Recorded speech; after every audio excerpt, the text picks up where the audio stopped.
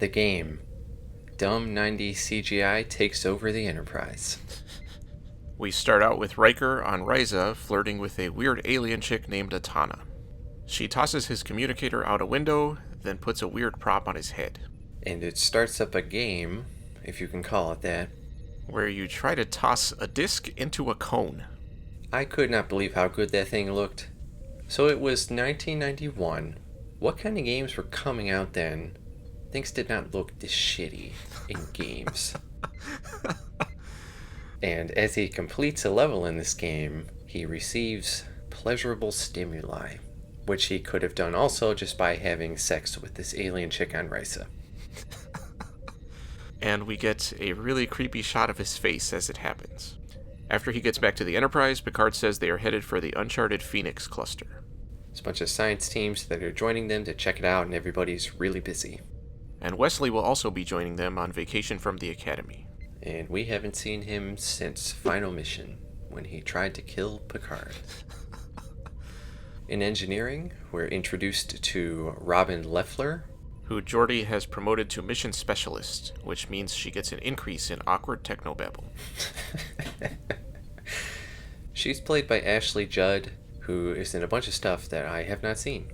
That's almost exactly what my comment says. I think the only thing I have seen her in was the new Twin Peaks.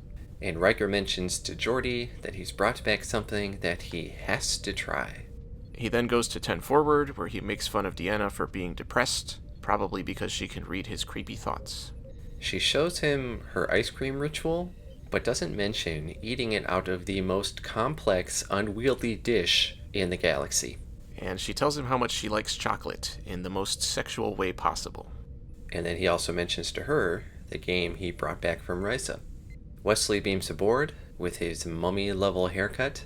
O'Brien tells him he's supposed to go to his mother's quarters, but he immediately tries to disobey orders and go to the observation lounge. And when he gets there, he is surprised by everybody's awkward and very loud talking. Your Latin is improved. You're looking very handsome. You really do that cadet uniform justice, Wesley? I bet you're driving all the girls wild. Huh? Wesley! Worf has made cake, which is weird. And during this surprise party, Troy mentions the game to Beverly. Wesley talks to Data in the hall, and I like the one woman's passive-aggressive smile as she barely squeezes by these assholes.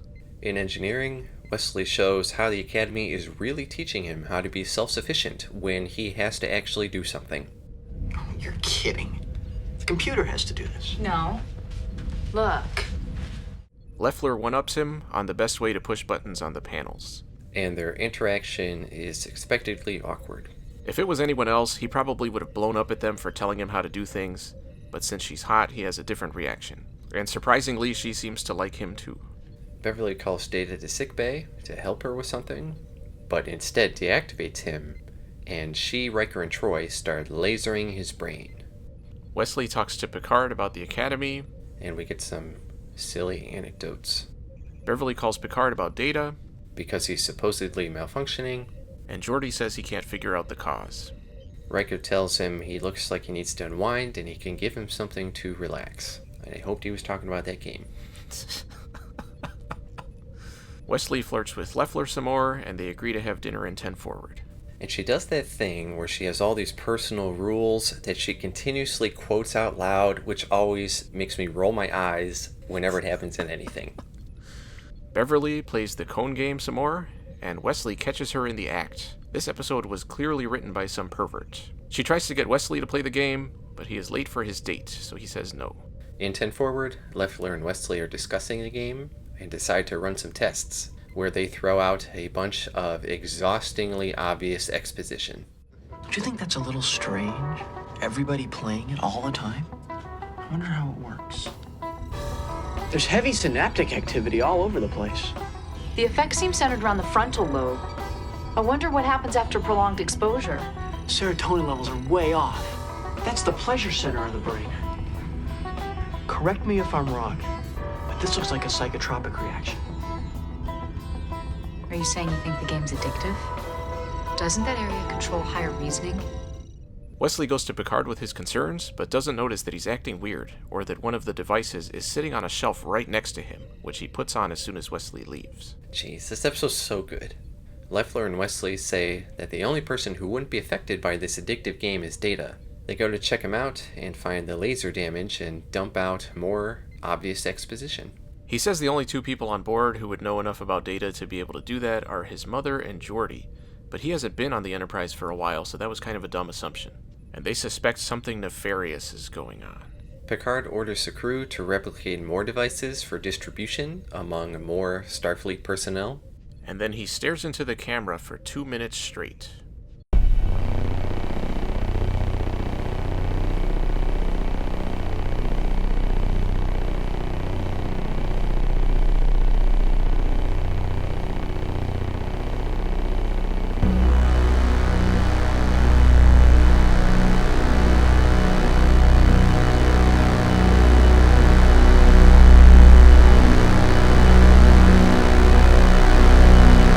They go to force Leffler and Wesley to use the game, but it turns out that they're already doing it.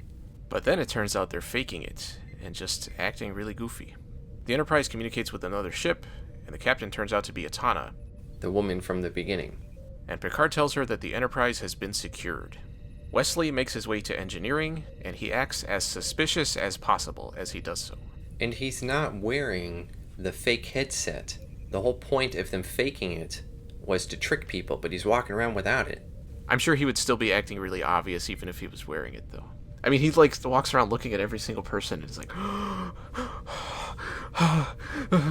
Yeah, but in his defense, that's what everyone playing the game is also walking around like. He makes it down to engineering, but Leffler has been converted.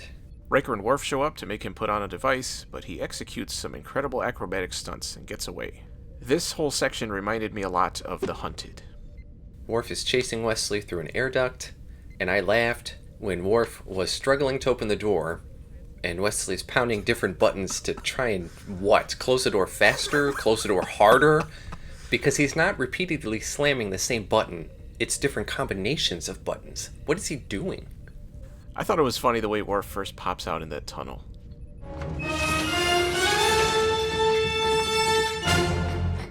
They catch him, take him to the bridge, and force him to wear a device. Suddenly, the lights go out, and Data walks onto the bridge, where he flashes a light in everyone's eyes. The light sequence frees them of the game's control. And Data tells them about the alien ship, which they hold in a tractor beam. Atana contacts them, and they let her know that the game is up. Oh, man. Yeah, I had to get there before you did. Well, my note was they tell her, game over.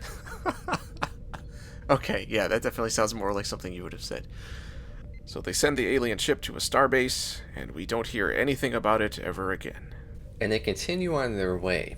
But what about their original mission? They were all so wiped out by the sheer amount of work they had to do to prepare, but nobody really seems upset. And what about all the people they were supposed to pick up? That entire subplot wasn't even a subplot. It was just things they talked about that never actually happened. Wesley prepares to leave, but not before hanging out with Leffler some more, and he finally gets to kiss a girl. Because they have to get deep into this relationship in 45 minutes. And of course, she gives him a book of her laws. Why is it even a book? Where have we seen anyone give anybody else physical paper media on the show when it's not a historical artifact? That was weird. And why is it in that weird, bulky, red plastic lunchbox? The game. Overall? This was a weird, unique episode, but I didn't think it was a bad one. There were times that I groaned at Wesley being the only one who can figure things out, but I thought they did a good job of having him come back in a way that felt organic, and they did a good job with the building of the relationship between him and Leffler.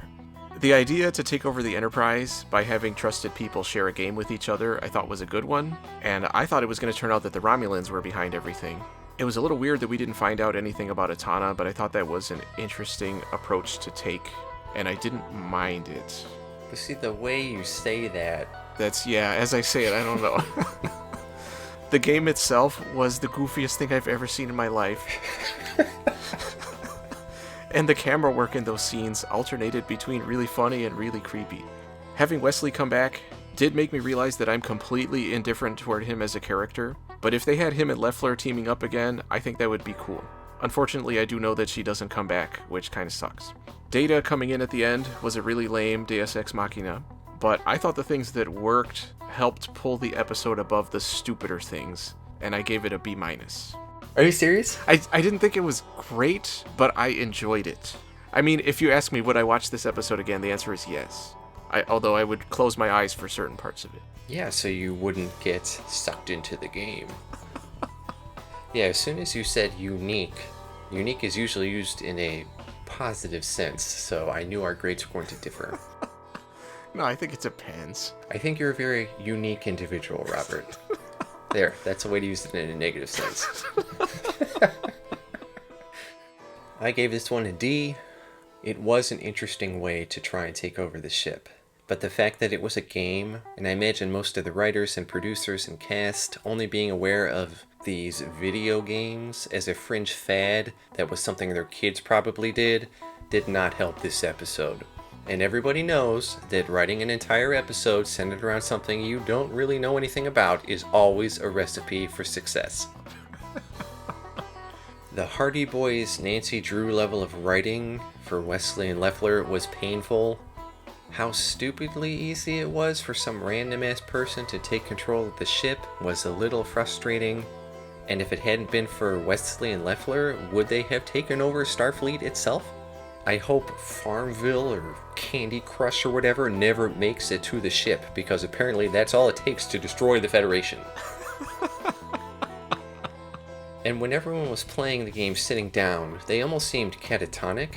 But when they were walking around playing it, there didn't seem to be any motor function issues. What I wanted to see was people stumbling through the halls, shoving their hands out in front of them, sliding up and down the walls. Okay, yes, that would have raised my grade even higher. I also feel really indifferent towards Wesley. If you asked me if I would watch this one again, I would say no, because of Law 72, which is this episode.